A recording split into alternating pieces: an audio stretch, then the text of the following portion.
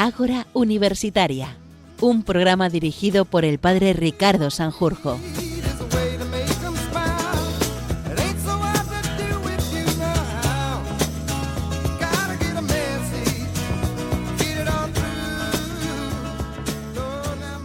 Muy buenas noches. Estamos inaugurando este 30 de diciembre. Quedan 48 horas para decirle adiós al año 2025.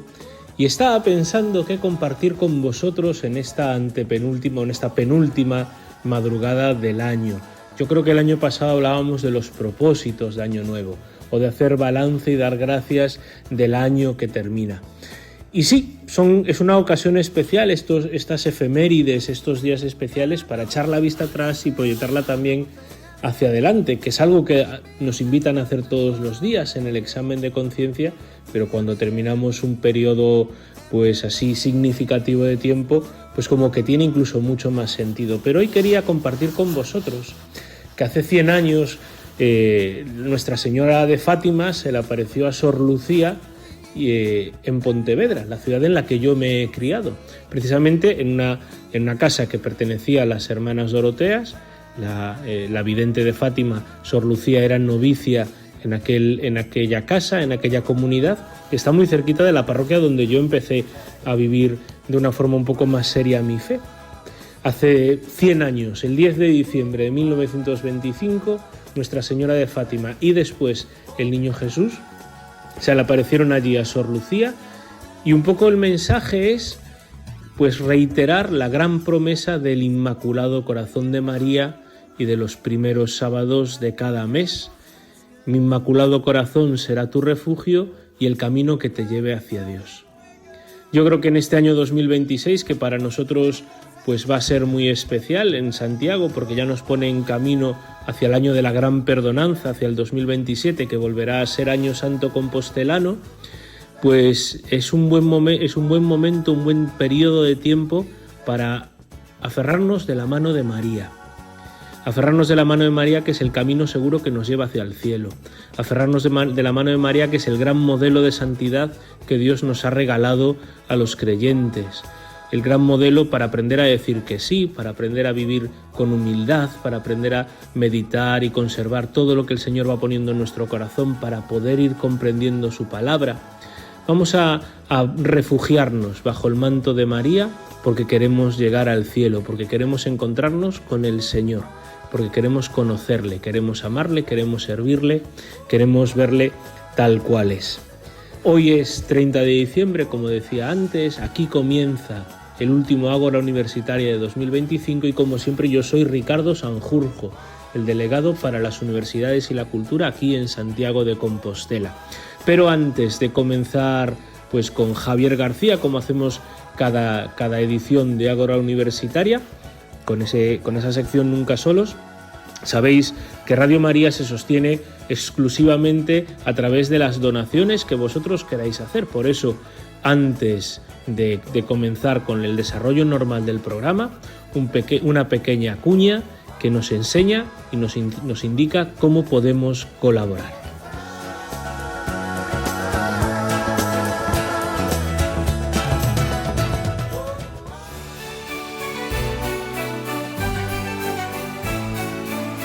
Os doy una buena noticia, una gran alegría, que lo será para todo el pueblo.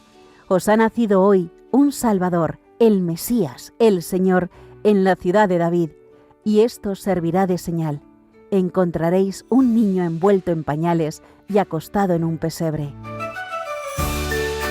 Este mensaje que anunciaron los ángeles de Belén es también la buena noticia que transmite Radio María gracias a mucha gente buena que aporta su oración, sacrificios, voluntariado y donativos. Para poder seguir haciéndolo un año más, esperamos seguir contando con tu ayuda. Colabora.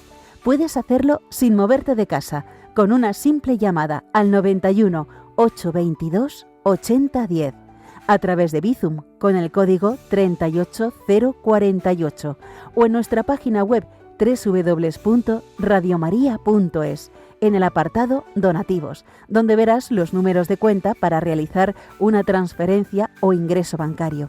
También puedes hacerlo con tarjeta o PayPal. Para seguir anunciando y deseando a todos una santa y feliz Navidad.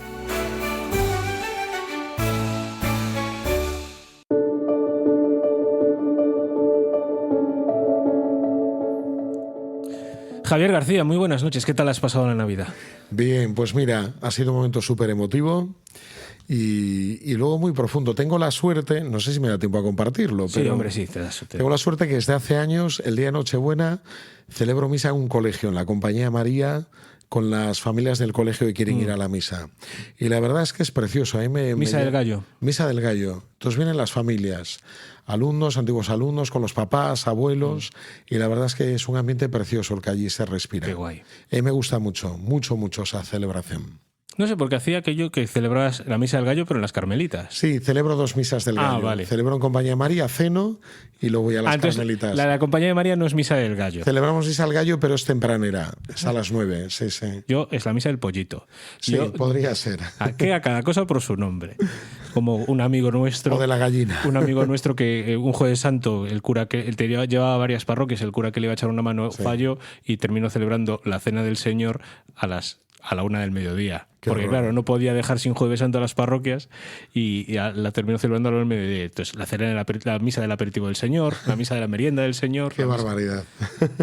Sí, bueno, Javi, ¿de qué nos quieres hablar? Bueno, Javier García, los que no conozcáis a Javier García en Radio María, que debe ser de las personas que más hablan después de Monseñor Munilla y de Luis Fernando de Prada, pero Javier García, que es el delegado para el primer anuncio y para la juventud y la infancia aquí en Santiago de Compostela. Bueno, hablo porque somos forofos de Radio Somos María. forofos de Radio María, de verdad. la radio de la Virgen. Somos forofos. Pues mira, este mes te quería hablar de un tema que es de la vida de gracia. De la vida de gracia. Sí, porque me parece un tema muy interesante. No sé si lo sabes, pero al ser delegado de primer anuncio, me han nombrado también conciliario del movimiento Cursillos. de Cursillos de Cristiandad. Lo sé porque una de las personas del equipo Es de tu parroquia. es mi catequista de adultos. Y me gusta mucho es algo que trabajan mucho ellos, el tema de la vida de gracia, y me resulta muy interesante. He de confesar de que has descubierto Cursillos desde que eres conciliario. Sí, está siendo un regalo para mí descubrir Cursillos de Cristiandad. Y el tema de la vida de gracia, yo creo que es un tema como muy importante, porque por un lado vemos que muchos acompañamientos o dirección espiritual son temas que se trabaja mucho, ¿no? Sobre todo alguna escuela que está siempre muy pendiente de ese tema, de la vida de gracia. Pero al mismo tiempo también veo que es un tema que está un poco desenfocado. Porque cuando nos hablan de custodiar la vida de gracia, hablan sobre todo De sacramentos. de una lucha contra el Y pecado. de la lucha contra el pecado. Entonces Sí. es una insistencia muy constante en esto, en la lucha contra el pecado, ¿no?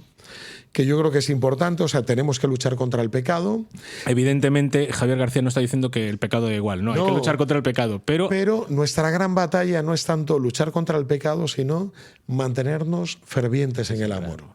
Y esto es como muy importante, hay que tenerlo claro a la hora de acompañar a la gente. ¿Por qué? Porque lo que tiene que primar la finalidad de nuestra vida es amar al Señor. Claro. Y por ende transformarnos, amar a los demás, cambiar el mundo. e incluso metodológicamente hablando, entre comillas, lo metodológicamente hablando, centrarse en algo negativo, luchar contra el pecado, no inspira tanto, no ayuda tanto como centrarse en algo positivo, mantenerse ferviente en el amor. Efectivamente. Entonces, si tú luchas contra el pecado, pues además de que vas a caer, te vas a hundir, ¿no? Sin embargo, si tu finalidad es mantenerte ferviente en el amor, el mantener ese fervor te va a proteger por llevar una vida de gracia, por custodiar esa gracia que Dios te ha regalado. Claro, y es muy importante al final hablar de este tema. ¿Por qué hablar de este tema? Porque la vida de gracia, o sea, no es que Dios te dé algo, ¿no? Te da algo y ahí tú haces lo que quieras con ello. Sino nosotros cuando hablamos de la gracia, la teología más clásica de la gracia no es solo que Dios te da cosas, sino que Dios se da Él mismo a nosotros. Entonces la gracia es no compartir algo que Dios te da, sino compartir la vida de Dios.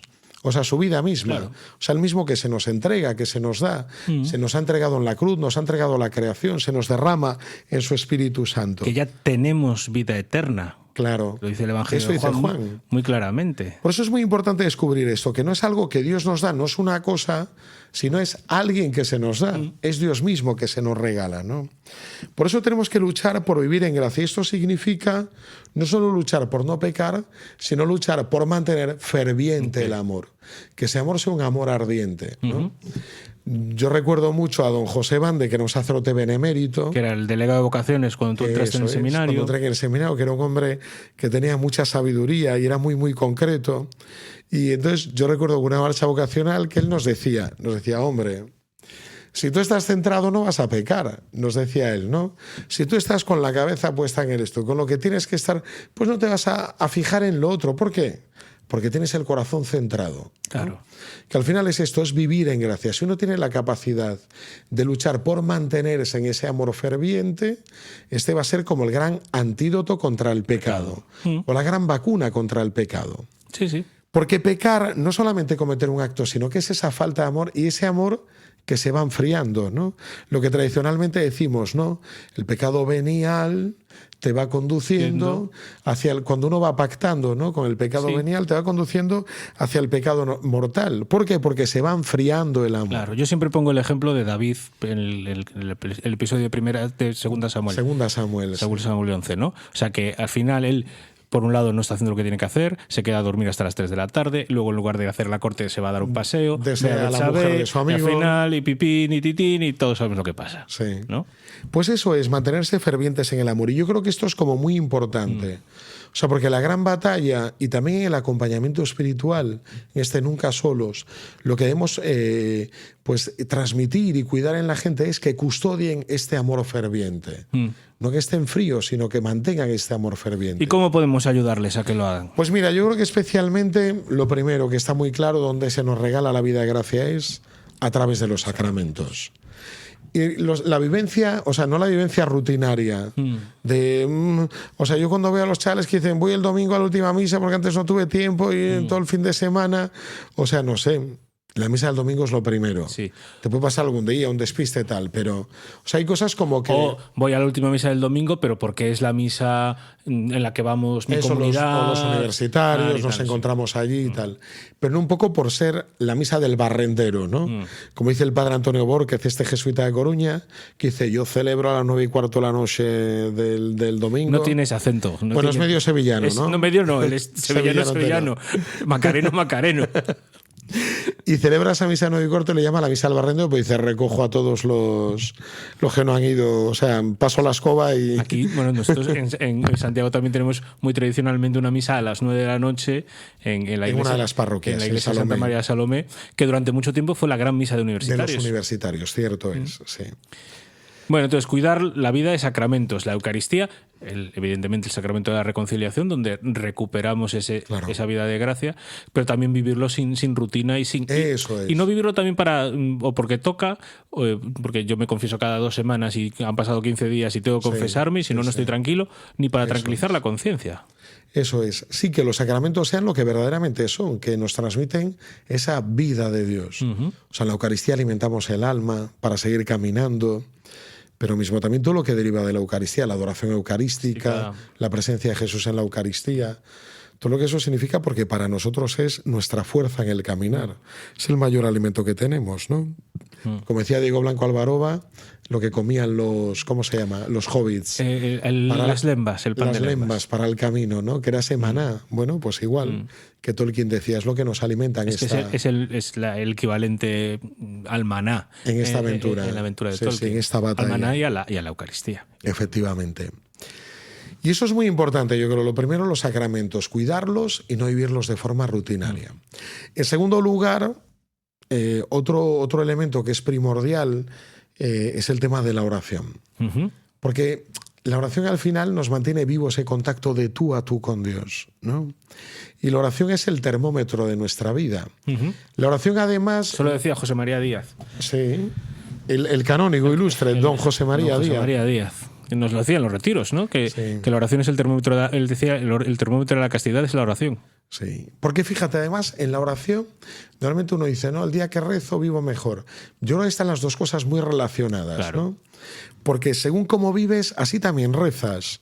Y según cómo rezas, luego vas a vivir. Como se entrena, se juega. Eso es. Eso... A mí me fascina cuando veo ahora gurús, gente de autoayuda y tal, que ayuda a la gente a vivir una vida equilibrada, tal, les aconsejan tener 1 hora de meditación al día. No quiere decir que sea meditación cristiana. Meditación. Pero lo aconsejan como integrar eso en tu vida porque tenemos que cuidar esa vida interior. Sí, hay que visualizar y hay que... Claro, y a mí me fascina que de repente ellos digan eso y nosotros que tenemos toda una tradición tan rica, ¿De oración? tan potente sobre lo que significa la vida de oración, la oración vocal, la oración mental, la alabanza, la adoración, la plegaria, o sea, digo yo, pero o sea, necesitamos conocer esa oración. El año pasado, cuando hicimos este curso de iniciación a la vida cristiana, que le llamamos Ven y Verás, Sí. y dábamos las herramientas, lo primero que dimos fue la oración, y para muchos chavales fue fundamental descubrir eso. Claro. Fue quizás lo que más le marcó, la importancia del ser perseverantes en la oración, en la lectura de la palabra de Dios. Pues esto La oración. diría que sería la segunda cosa imprescindible, esta vida de oración. Recordamos la vida de sacramentos, que es vida de gracia, Sí. la oración. La vida de oración. En tercer lugar, yo creo que para custodiar esa gracia, todos necesitamos una comunidad, o sea, no vivirlo solos. Yo creo que esto es muy importante. Hay vocaciones específicas, no es alguien que siente Tartujo. llamado a ser ermitaño. Bueno, es una vocación muy especial. Pero todos necesitamos vivirlo en la iglesia. Claro. O sea, el tema de la iglesia que es asamblea, que es comunidad. Que es cajal. Claro, yo creo que esto es prioritario. Es una palabra hebrea. ¿Qué significa cajal? Cajal También asamblea. es la asamblea litúrgica, es como el Sí. pueblo de Dios se define a sí mismo delante de Dios. Fíjate, como La una asamblea asamblea. litúrgica. Es lo que a griego se traduce como eclesía.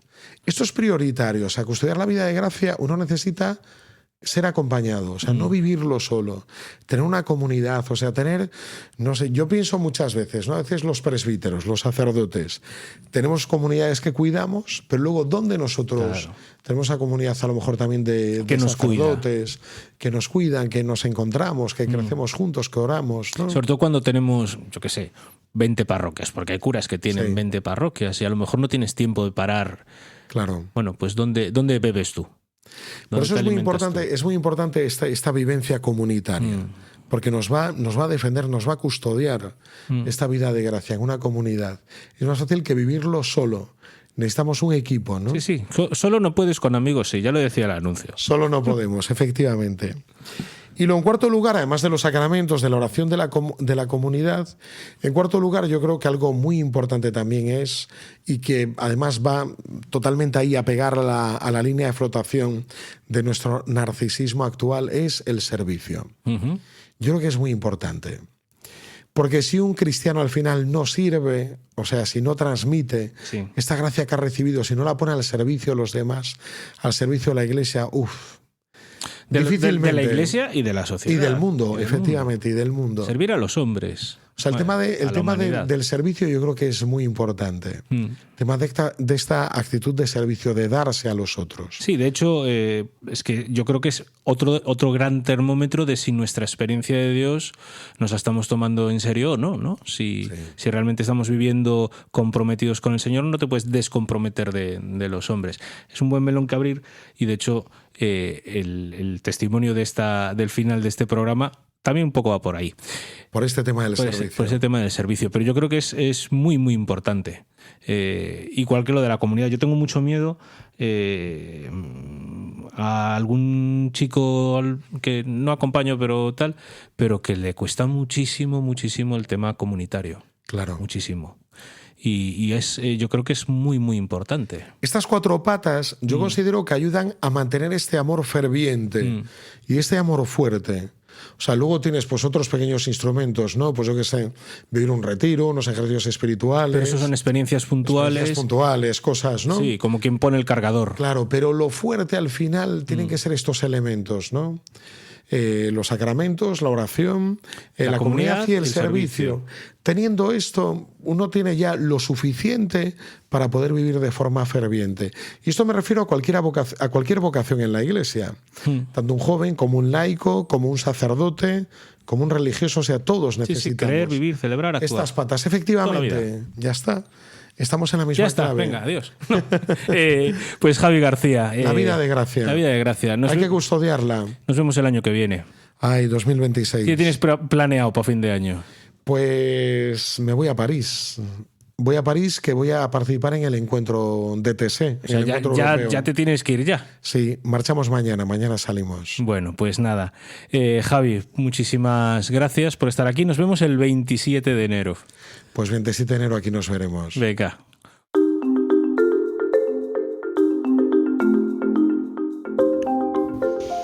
Mercedes, tienes que disculparme, Mercedes. Hola, buenas Castro, noches. En Culturarte. Tienes que disculparme porque el otro día me puse a hablar de la canción de Genesis y me olvidé de despedirte. Menos mal que no te quedaste aquí todo el mes.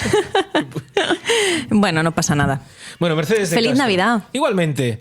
Mercedes de Castro, una vez más aquí en esta sección. Gracias por invitarme de nuevo. Sí, bueno, qué remedio. Porque dejamos abierto el melón el mes pasado.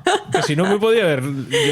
Querían, porque el mes pasado, el día 2 de diciembre, en nuestro anterior Ágora Universitaria hablamos de Rosalía, pero ya apuntamos que queríamos hacer como en estos 2 programas de diciembre, hacer ¿no? ¿Binomio? Rosalía los domingos, este binomio, me parece una buena tal, esta sesión doble, ¿no? Hablando de cómo se ha puesto de moda el tema de lo sagrado, lo espiritual, y este mes es utilizando como excusa la peli de Alauda, no me acuerdo cómo se llama apellida, la de los domingos, ¿no? ¿Te puedes creer que intenté varias veces ir a verla y no lo he conseguido?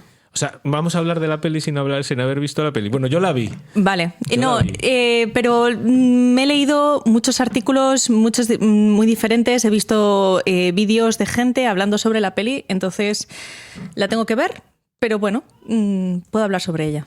Vale. Bueno, baste decir al principio que a diferencia del disco de Rosalía, en el que ella parte también de esa experiencia, decías tú, de que Dios llena su vacío, ¿no? Como decía ella en una entrevista, Alauda, no me acuerdo el apellido, tendría que haberlo mirado antes de empezar a grabar, ella no parte de una experiencia suya personal de fe, porque ella en principio, hasta donde yo sé, no se define como cristiana ni como católica. No tiene fe. Pero sí de la experiencia de una amiga suya que es la cuando era joven, que es la que vive o la que un poco inspira pues todo el proceso vocacional de la protagonista. Y también la experiencia de la familia. O sea, que yo me vi no me vi muy reflejado porque yo vengo de una familia, mi abuelo era supernumerario del Opus Dei, entonces la cultura cristiana más o menos está bien arraigada en la familia, aunque excepto pues nuestra rama no son practicantes, bueno, y una tía mía, el resto no son practicantes o rigurosamente practicantes, ¿no? Pero por lo menos se vio con cierta normalidad que yo me fuera al seminario, no se vivió con cierta alegría, excepto mi padre, que me hizo una amenaza que no puedo reproducir en los micrófonos de Radio María por miedo a escandalizar a los oyentes. Pero luego, a micro cerrado te la digo, que no lo entendió tan bien, ¿no? Pero luego estaba orgullosísimo de tener un hijo cura, o sea, que eso es genial, ¿no? Pero es cierto que ese proceso que vive tanto ella como... La familia, pues en nuestra tarea pastoral, mía o de Javi, ¿no? Que nos ha tocado acompañar pues también mucha gente y que algunos de nuestros amigos, algunos de nuestras amigas se han hecho monjas de clausura, ¿no? Sí. Pues se vivió, ¿no? Esa incomprensión, ese rechazo, esa tía horrible que tiene pero que es así. Muchas personas, incluso personas creyentes, no son capaces de vivir con normalidad la vocación de sus hijos. Yo también he tenido amigas que han decidido tener una vocación, ¿no? No, vocación tenemos todos. Me refiero a vivir la vocación. Han decidido por un estado de vida consagrado. Sí, o... Porque vivir la vocación... Queridos niños, estamos todos llamados a vivir nuestra vocación. Todos tenemos vocación. La vocación es el camino por el cual Dios nos llama a la santidad. Y cada uno tiene su vocación, ya sea a la vida matrimonial, a la vida misionera, vocación también en el sentido profesional, ¿no? Sí. O sea... Sí, pero que, bueno, gracias por la aclaración. Queridos niños. Amigas que decidieron meterse, por ejemplo, a numeraria del Opus Dei, agregada al Opus Dei, porque era el ambiente que yo tenía más de pequeña. Y cómo los padres, que incluso siendo supernumerarios del Opus Dei, ¿vale? En el momento en que su niño o su niña decide meterse lo ven como horrible. Sí, sí. Entonces es muy curioso. Una cosa que me gusta mucho de esta peli es que no se mete en juzgar esa decisión de la chica, sino en cómo afecta a las dinámicas familiares. Sí. De hecho, fijaos, pues la película salió a principios de noviembre, ¿no? O finales de octubre ya. última semana de octubre salió, ¿no? Y a principios de noviembre es el cumple de mi sobrino mayor, entonces vinieron mis tíos y tal, y el gran debate era qué horror monja de clausura. O sea, porque te encierras y pierdes a tu familia. Y mi madre, una de sus mejores amigas de la infancia, es abadesa de un convento de clarisas, decía, pues no te creas, porque al final su familia va, ellos cuidan de sus padres si es necesario. O sea, pero ya no es simplemente un estado de vida consagrada, sino que ya la protagonista de la peli se va a un convento de clausura. Sí. Pero es genial como esto, que no vamos a hacer más spoilers, ¿vale? Porque Mercedes no ha visto la película. No, por favor, no me digas más spoilers. Pero es genial el debate que de un lado o de otro ha generado todo esto. Y además me encanta porque, seas de fe o no, te gusta la peli. Y a la vez, o sea, genera esa conversación. Es un poco como lo que hablábamos con el CD de Rosalía. Se pasa a que se pueda hablar sobre el tema, ese debate. Aquí sí que escuece un poquito más. Escuece más. Porque, no es como el disco de Rosalía, este escuece. Porque estamos acostumbrados a que un artista, un músico en este caso, nos cuente, pues plasme su experiencia espiritual, su experiencia lo que sea, ¿no? Y pum, un cuadro, una película, una canción y tal. Pero es que aquí se abre además el otro debate, que es el debate de que hay jóvenes que optan, muy jóvenes, por un estilo de vida tan exigente como es la vida de clausura, ¿no? Y eso no todo el mundo... Bueno, todo el mundo lo entiende. Te digo, mi tía, que estaba horrorizada con, ¿no? este tema de monja de clausura, porque si aún fuera, no sé, religiosa en un colegio, pues vale, pero monja de clausura, ¿no? Y de hecho yo escuchaba a uno de los críticos más importantes, ¿no? de nuestro país, que es un rancio, que te pasas, que es... Bueno, perdón, no puedo hacer... un crítico. No, es un crítico de cine, decir que él le había sido imposible conectar incluso con la sección, con la parte técnica, que es de lo que se debería encargar él, ¿no? Porque la historia le resultaba tan ajena que le fue imposible entrar en la película, ¿no? Y yo leí también un artículo que decía que el título del artículo era la mejor película de terror en lo que llevamos de 2025 y cómo esta película muestra nuestro fracaso como sociedad. Entonces, claro, esto también es muy interesante porque desde la perspectiva de una persona que no tiene fe, el ver una persona joven que decide meterse a monja de clausura o a sacerdote, lo que sea, cualquier tipo de vocación o incluso un matrimonio cristiano. ¿Vale? Que vivir plenamente pues su vocación desde eso. Sí, o sea, yo qué sé, la chorrada que siempre todo el mundo pregunta de irse a vivir juntos ya casados. Sí, o sea, o de no tener sexo hasta el matrimonio. Efectivamente. Bueno, lo que sea, lo que es vivir la vida plenamente cristiana, ¿no? Claro, si tú en esa ecuación quitas a Dios, quitas esa relación con Dios, la fe, o sea, el amor de Dios, claro, te asusta. O sea, dices, ¿cómo narices deciden hacer esto? Le han comido la cabeza a la niña. Le han comido la cabeza a la niña también tenemos que recordar que nuestro mundo cultureta, no voy a decir cultural, sino cultureta, en España, sobre todo los más mayores del mundo cultureta, en España, como que han bebido también de esta imagen negativa de la Iglesia, de la que hablábamos la semana pasada, y que ahora, pues, casos como este, como que van rompiendo moldes y dejando que las personas, pues a lo mejor quebrando algún prejuicio, pero claro, es normal que nos encontremos que este tipo de críticos o que o todólogos que hay en los medios de comunicación, pues también tengan este tipo de... Fíjate que también el señor que yo hablaba, que conocí con una conferencia y tal, en la conversación que tuvimos, me decía, no, es que una cosa muy interesante de la peli es que presenta una situación que a mí me parece muy fantasiosa, que es un convento de clausura que está lleno, que hay muchas monjas, no sé si habrían 15 monjas o así, y yo, claro, le miro y digo...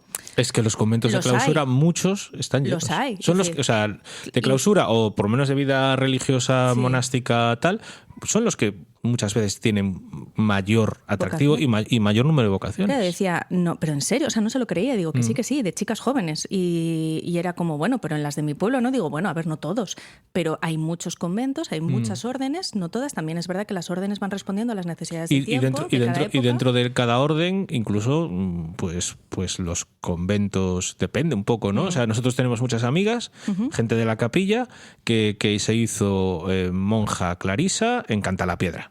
Sí. Y gente, o sea, por ejemplo, cercanos a Pontevedra, ¿no? O sea, de un pueblo cercano a Pontevedra.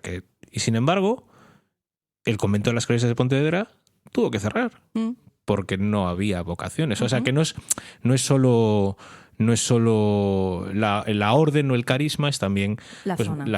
Y también el convento en sí, ¿no? Sí. El convento, el monasterio en sí. Pero claro, también demuestra esa ignorancia, de juzgarlo desde la ignorancia, de no conozco una realidad, vivo con lo que ya me contaron en su momento y por eso juzgo la película. Y luego, además, me parece que este debate que se ha abierto es particularmente interesante porque nos descubre, yo creo que nos redescubre, perdón por el golpe que acabo de dar en la mesa, nos redescubre que la fe es provocación. O sea, no solo es una cuestión de vocación, es de provocación, que además son de la misma raíz, ¿no? Sí. O sea, la fe tiene que resultar provocativa. Y el hecho de que se haya abierto este debate es genial. Es fantástico. Es muy bueno. Porque, por un lado, es una oportunidad fantástica para dar razón de nuestra fe. Por otro lado, es una oportunidad fantástica para que nosotros mismos nos hagamos preguntas y para que otros puedan hacerse preguntas. Y como sabemos bien, los que llevamos muchos años haciendo Alfa, hacerse preguntas es fundamental para poder descubrir algo. Sí, y también incluso desde la perspectiva de los padres, los padres, los tíos, hasta qué punto puedes llegar para con tus hijos. Por un lado, me he equivocado con dos ideas que quería transmitir. Por un lado, los padres, respetar las decisiones de los hijos vitales, a nivel profesional, a nivel vocacional. Luego, por otro lado, una cosa que plantea la peli que me parece muy, muy interesante es cuando tienes a alguien que quieres, que va a tomar una decisión que a ti no te parece correcta, ¿hasta cuál es el límite? ¿Cuál es el límite, exactamente? ¿Cuál es el límite al que puedes llegar? Porque además era, que es lo que se habla desde la perspectiva de la tía, ¿no? Que no está nada de acuerdo y toma parte muy activa a la hora de impedirle a la niña, a la adolescente, a la chica, el tomar esa decisión o no. Y me acuerdo también, me hacía gracia porque un vídeo que vi en Instagram que unos decían, no, porque tal. Ella no ha visto la peli, pero ha visto reels de Instagram. Yo quise ver la peli. Pero bueno, me he documentado para venir a hablar de la película. Para venir a hablar de la película. Entonces hablaba de eso, pues de la tolerancia, de respetar las decisiones de los demás, tal, y como la tía peleaba por esto y al final como que sobrepasa ese límite, pero acaba diciendo, pero tía, estamos contigo, siga así, lo has hecho muy bien. Y es como, vale, pero entonces, ¿tenemos tolerancia o no tenemos tolerancia? Claro, no, es que ahí abrimos un melón que por el tiempo que estoy viendo ahí, el tiempo que llevamos, no nos va a dar tiempo a cerrar en este. Pero es otra cosa para hacerse una pregunta. Yo ahí lo dejo. Sí, pero es la hipocresía muchas veces. Somos tolerantes con lo que es de nuestra cuerda. Efectivamente. Y tenemos que recordar que tolerar significa soportar algo que es malo, ¿vale? O sea, que también hay que tener en cuenta eso. Bueno, Mercedes, pues me voy a despedir de ti antes de que se me olvide. Muchas gracias por estar una edición más de Ágora Universitaria. Que tengas una buena salida y entrada de año. Estas cosas que suelen decir. Y un próspero merimé, como se suele decir. Y feliz año a todos también. Feliz año a todos. Y vamos a terminar con una canción muy conocida, muy, muy conocida, que está inspirada en un relato bíblico, en el relato de Sansón y Dalila. ¿Ah, sí? Y que es... My Delilah. Para. Bueno, pues eso.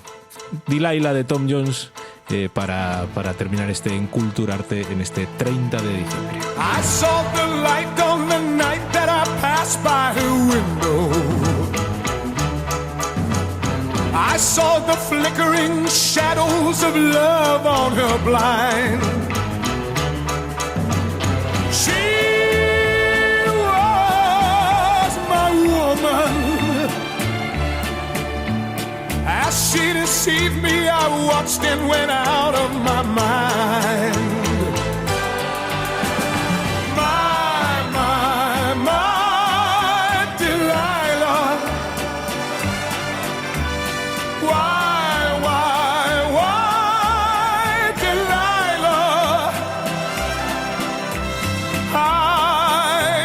see that girl was no good for me, but I was lost like a slave that no man could free. At break of day when that man drove away, I was waiting. I crossed the street to her house and she opened the door. She stood there laughing. I felt the knife in my hand and she laughed no more.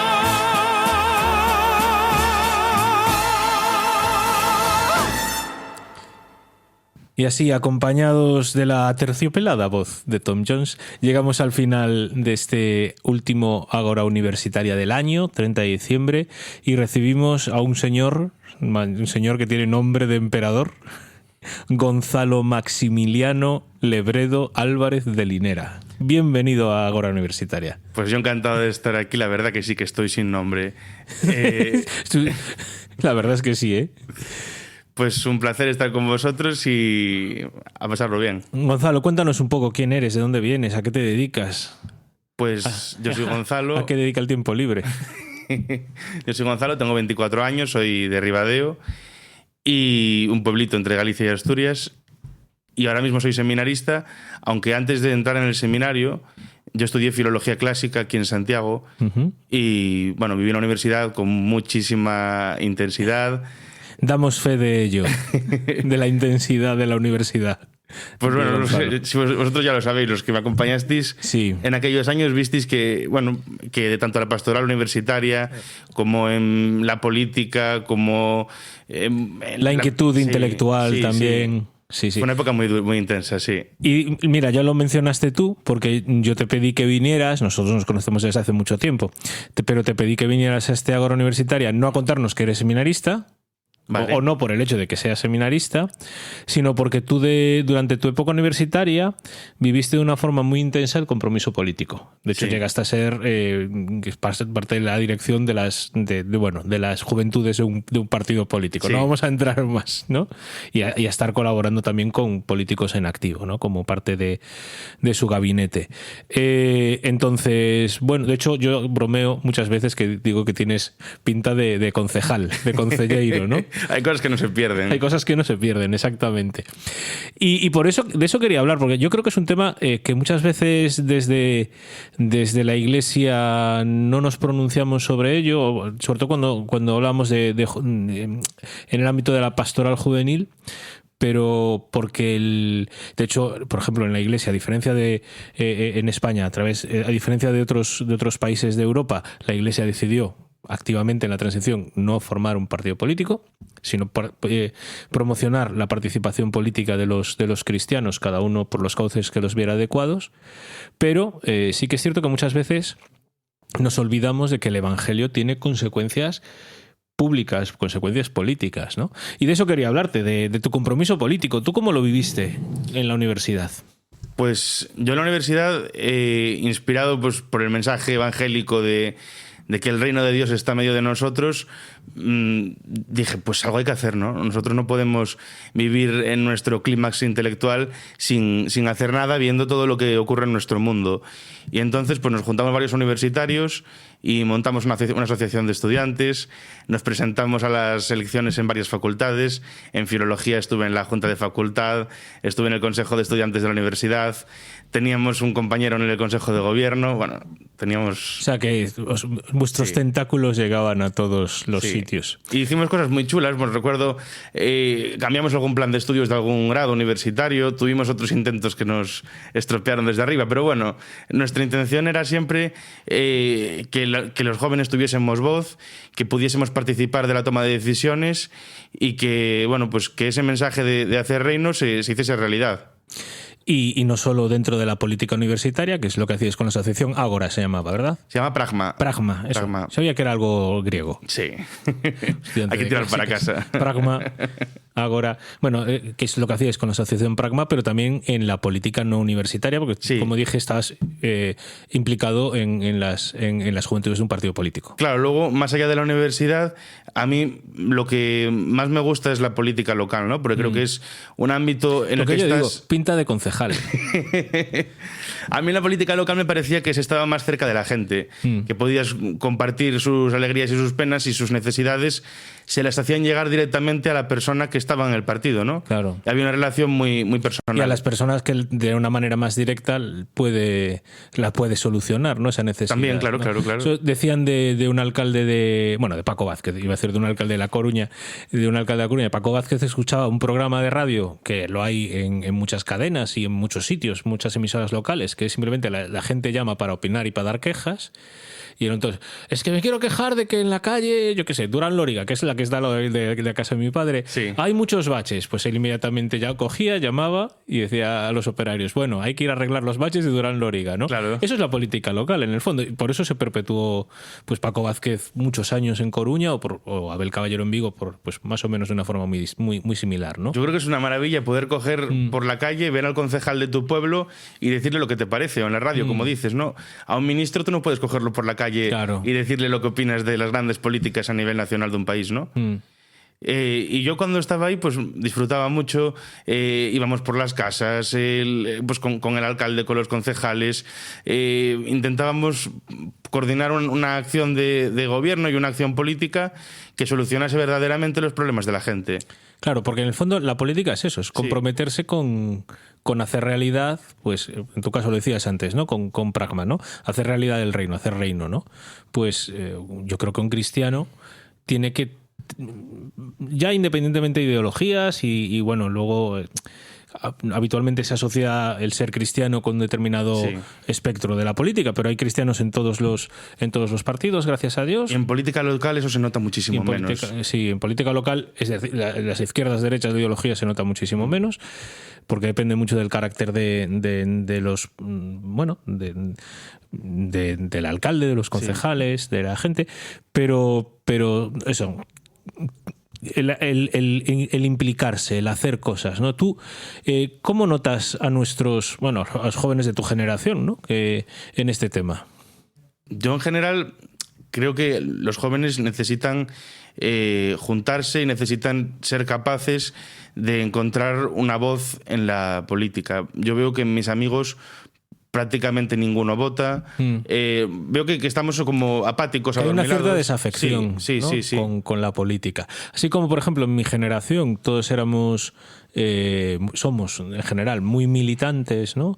Por lo menos en mi grupo de amigos, o sea, muy de concienciarnos que el voto es un derecho pero que moralmente es un deber y cosas por el estilo, ¿no? Y esas cosas en mi grupo de amigos las decimos habitualmente, ¿eh? Claro. O sea, y es un poco la forma de pensar. Yo, de hecho, antes de entrar en el seminario seminario, estoy a punto de meterme también, de entrar a militar a un partido político, y además en mi generación nos pilló pues varios momentos así de bastante movilización política. Claro, la generación de ahora yo los veo bastante desafección. O sea, es que también lo que vemos no nos ayuda. No. Claro.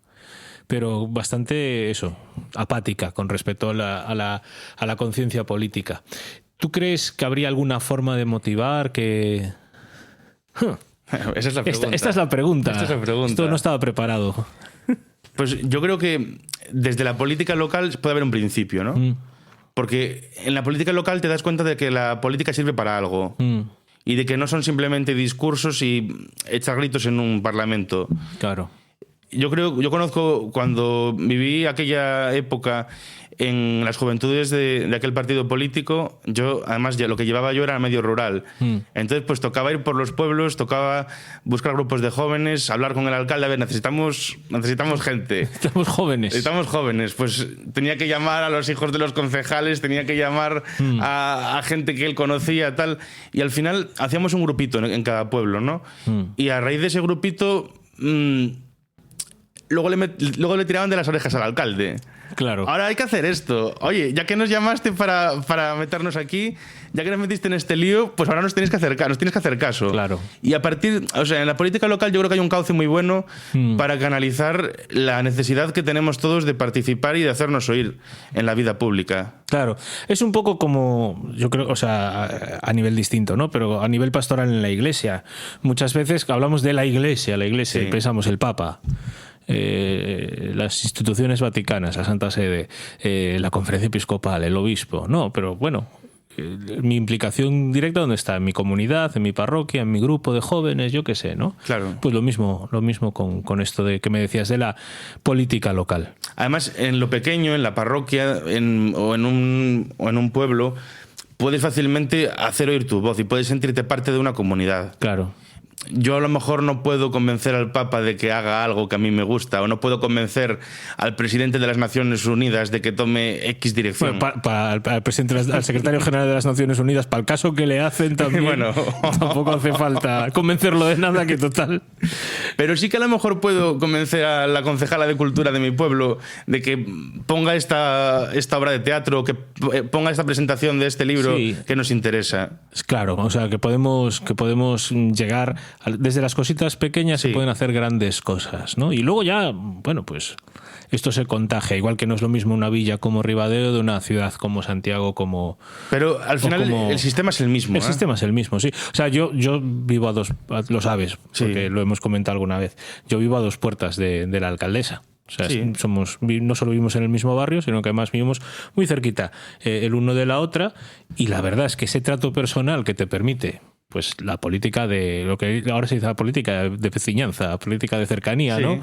El tú a tú, el conocernos las caras, pues también facilita mucho, ¿no? El poder hacer oír tu voz. Bueno, Gonzalo Maximiliano Lebredo Álvarez de Linera, muchas gracias por estar aquí en estas fechas que además son tan complicadas a veces para cuadrar cosas, y gracias por ayudarnos a entender la importancia del compromiso político. Pues gracias a ti por invitarme. A mí, hablar de mi época universitaria siendo un seminarista me trae muy buenos recuerdos. Vamos a decir que el seminario son también estudios universitarios. Sí. El ciclo institucional, el bachiller en teología, tú eres alumno de la Pontificia de Salamanca, te lo recuerdo. Y este año me tendrás que sufrir en el segundo semestre. No, creo que no. Bueno, Gonzalo, muchísimas gracias por estar aquí. Gracias a ti, un abrazo muy grande.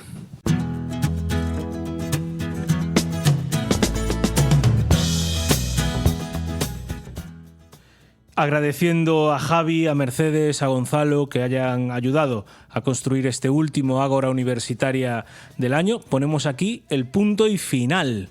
Punto y final por este 2025. Eso no quiere decir que no nos volvamos a encontrar este año que entra. El día 27 de enero de 2026 será el próximo día que tendremos Ágora Universitaria. Mientras tanto, pues pueden ir a radiomaria.es/podcast, a la sección de podcast de Radio María, y ahí pueden encontrar esta y las otras ediciones de Ágora Universitaria, por si las queréis volver a escuchar o las queréis compartir con un amigo, si las queréis regalar por Reyes, es gratis, podéis hacerlo, distribuir y spread the love. love, que dicen, difundir el amor, que dicen por las redes sociales. También podéis escribirnos con vuestros comentarios, aportaciones, apreciaciones a agorauniversitaria@radiomaria.es y seguirnos y también comentar lo que queráis en nuestras redes sociales @dpusantiago, tanto en Instagram como en Facebook, en Twitter también, bueno, X, pero no es que le hagamos mucho caso, así que nada. Mientras tanto, yo soy Ricardo Sanjurjo, delegado para las Universidades y la Cultura aquí en Santiago de Compostela, y les deseo un feliz año.